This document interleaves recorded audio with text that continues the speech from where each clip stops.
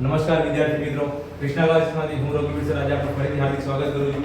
આજે આપણે જોવાનું છે ધોરણ 10 ની અંદર સ્વાધ્યાય 1.1 નો ક્વેશ્ચન નંબર 1. તો ક્વેશ્ચન નંબર 1 ની અંદર વિદ્યાર્થી મિત્રો શું પૂછવામાં આવ્યું છે કે નીચેની દરેક સંખ્યાને તેના અવિભાજ્ય અવયવોના ગુણાકાર સ્વરૂપે દર્શાવો.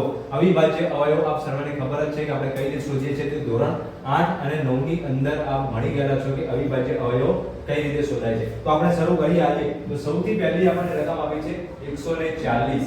તો 140 ના આપણે અવિભાજ્ય અવયવ પાડીએ. તો વિદ્યાર્થી મિત્રો આપને ખબર છે કે 140 ના અવયવ કઈ રીતે પડે, તો કે પાછળનો એકમનો અંક 0 છે એટલે આપણે સૌથી નાનામાં નાની અવિભાજ્ય સંખ્યા વડે તેને ભાગીશું. તો 0 હોય એટલે આપણને ખબર છે કે એકમનો અંક બેકી સંખ્યા એટલે કે 2 4 6 8 કે 0 હોય તેવી અને તેવી સંખ્યાને આપણે 2 વડે નિશેષ ભાગી શકાય. માટે 2 વડે ભાગીશું તો 2 ભાગ્યા 140 કરીશું આપણે જવાબ મળશે 70. ફરીથી એકમનો અંક 0 છે ફરીથી આપણે એની સંખ્યાને 2 વડે જ ભાગીશું. 2 વડે ફરી ભાગતા આપણને મળશે 35. હવે એકમનો અંક બેકી સંખ્યા નથી, પરંતુ અહીં આપણે જોઈ શકીએ છીએ કે અહીંયા 5 છે. આપણને ખબર છે કે 5 અથવા તો 0 હોય તો તેવી સંખ્યાને આપણે 5 વડે નિશેષ ભાગી શકીએ. માટે આને 5 વડે આપણે ભાગવાનો પ્રયત્ન કરીએ તો આપણને જવાબ મળશે 7. અને આપણને ખબર છે કે 7 એ એક અવિભાજ્ય સંખ્યા છે. માટે 7 ને આપણે ડાયરેક્ટ અહીંયા 7 વડે ભાગીશું તો આપણને અહીંયા 1 મળશે. આમ 140 ના અવયવો પડશે 2 * 2 * 5 * 7. ઠીક છે. તે જ રીતે હવે આપણે જોઈશું 156. 156 ની અંદર વિદ્યાર્થી મિત્રો અહીંયા પણ આપણને ફરીથી બેકી સંખ્યા છે. ઠીક છે. તો 6 જે બેકી સંખ્યા છે માટે ફરીથી આપણે 2 વડે ભાગીશું તો 2 વડે ભાગતા આપણને મળશે 78 એટલે કે 78. ફરીથી આપણને બેકી સંખ્યા મળે છે વિદ્યાર્થી મિત્રો અહીંયા. તો 8 એ બેકી સંખ્યા માટે ફરીથી આપણે 2 વડે ભાગીશું એટલે આપણને મળશે 39. ઠીક છે. હવે 39 ને આપણે ખબર છે કે એકમનો અંક 9 છે માટે એને આપણે 2 વડે તો ભાગી શકવાનો નથી. 3 વડે ભાગવાનો પ્રયત્ન કરીએ તો એનો સરવાળો 3 વડે ભાગવો નિશેષ ભાગી શકે છે. 9 + 3 એટલે કે 12. 12 એ 3 ના ઘડિયામાં આવતી સંખ્યા માટે એટલે કે 3 વડે નિશેષ ભાગી શકાય છે. માટે એને આપણે 3 વડે ભાગીશું તો આપણને જવાબ મળશે 17. ઠીક છે. તો 17 ને હવે આપણે અવિભાજ્ય સંખ્યા છે માટે આપણે 17 ને 17 વડે ભાગીશું તો જવાબ મળશે 1. માટે 156 ના આપણને અવિભાજ્ય અવયવના ગુણાકારમાં લખીશું 2 * 2 * 3 * 17. તે જ રીતે હવે આપણે જોઈશું વિદ્યાર્થી મિત્રો 3825.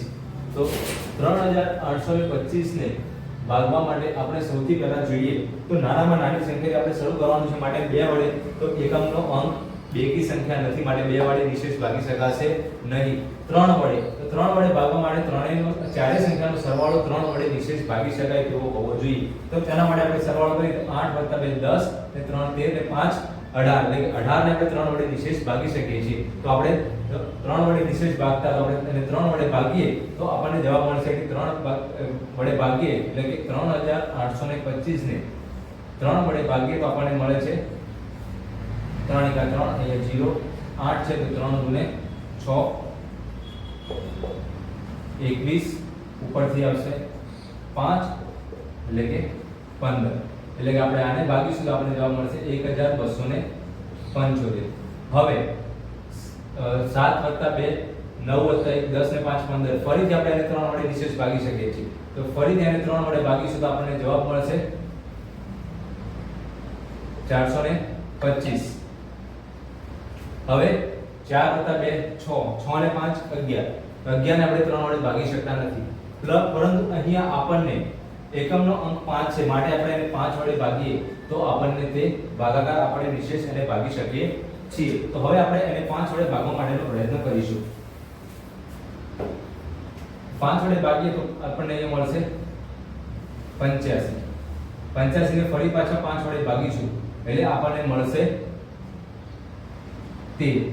અને 13 એ એક અવિભાજ્ય સંખ્યા છે માટે 13 ને એટલે કે 3825 નું આપણે જો ફરીથી એટલે કે એને અવિભાજ્ય અવયવના ગુણાકારની અંદર લખીએ તો એને કઈ રીતે લખાય 3 * 3 * 5 * 5 * 13. ઠીક છે.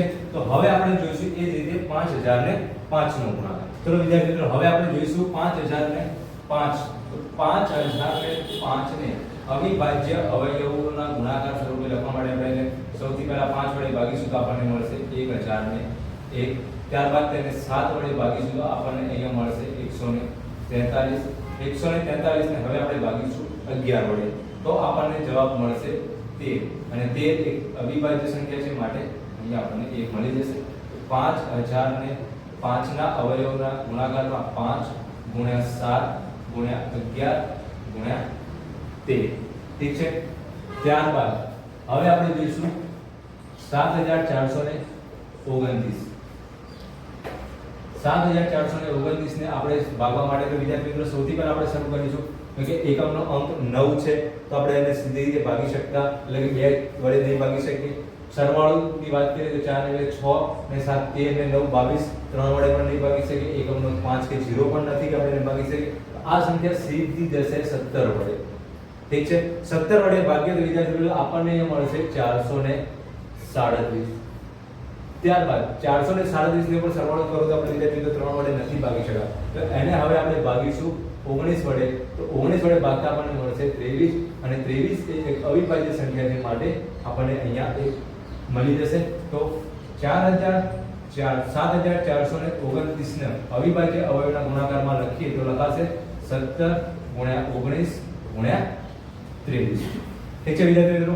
તો અહીંયા આપણો આ ક્વેશ્ચન નંબર 1 પૂરો થાય છે.